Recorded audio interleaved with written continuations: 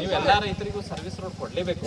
ಈಗ ನಾನು ನೀವು ಮೈಸೂರು ಬೆಂಗಳೂರು ಕಾರ್ಡಿನರ್ ಮಾಡಿರಿ, ಸೈಡ್ ಸರ್ವಿಸ್ ರೋಡ್ ಕೊಟ್ಟಿರಲಿಲ್ಲ, ಐತಿಲ್ಲ ಸರ್ವಿಸ್ ರೋಡ್ ಅಲ್ಲ ಏನೇ ಇರುವಂತಕ್ಕಪ್ಪ. ಮತ್ತೆ ಐತಂದ್ರೆ ಮತ್ತೆ ಹಂಗಾರೆ ಇಷ್ಟು ಮಂದಿಗೆ ಅನಾನುಕೂಲ ಇಟ್ಕೊಂಡು ಕಾನ್ಸೆಪ್ಟ್ ಇದನ್ನ ಮಾಡ್ಬೇಕಾಗತ್ತೆ. ಈಗ ನೀ ಒಂದು ಉದಾಹರಣೆ ಹೇಳ, ಈ ಈಚೆ ಕಡೆ ಆಚೆ ಕಡೆ ರೈತರ ಹೆಂಗ್ ಹೋಗ್ಬೇಕವ ಹೋಗಕ್ಕಾಗೋದಿಲ್ಲ. ಅದು ಎತ್ತರವಾದ ಮಣ್ಣು ಹಾಕಿದೀವಿ, ಒಂದು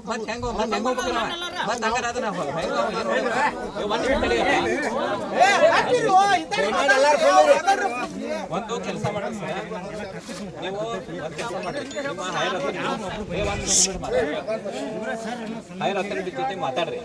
ಈಗ ಈ ಸಮಸ್ಯೆಗಳು ಉದ್ಭವ ಆಗಕ್ಕೆ ಅದಕ್ಕೆ ಪರಿಹಾರ ಯಾವ ರೀತಿಯಾಗಿ ನಾವು ಮಾಡ್ಕೋಬೇಕು ಅಂತ ಹೇಳಿ ಏನು ಅದಕ್ಕೆ ನಿಮ್ಗೆ ಚರ್ಚೆ ಮಾಡ್ಕೊಂಡು ಬರ್ರಿ. ಬಂದು ಆಮೇಲೆ ಮತ್ತೆ ಇನ್ನೊಂದು ದಿವಸ ಎಲ್ಲರೂ ಕೂತ್ಕೊಳ್ಳೋಣ ಅಂತ. ಅದಕ್ಕೆ ಸರ್ ಅವ್ರೇನು ಕೇಳ್ತಾರೆ, ಅದಕ್ಕೆ ನಮ್ಮ ಹೊಲಕ್ಕೆ ಹೋಗಾಕ ನಮ್ಗೆ ದಾರಿ ಬೇಕು ಅಂತ ಹೇಳಿ. ಈಗ ಯಾರು ನಾನಾ ಬಾಗಂತಂದ್ರೆ ಬೇರೆ ಬಾಜುನವ್ರು ನಮ್ಮ ಹೊಲ ನಡಕ್ಕೆ ದಾಟಿ ಹೋಗ್ತಾರಂತ ನಾವು ಅಲೋ ಮಾಡೋಲ್ಲ, ಯಾಕಂದ್ರೆ ಪೀಕ್ ಕೆಡ್ತಾವು ಆಮೇಲೆ ಇದಾಗ್ತಾವ ಅಂತ ಹೇಳಿ.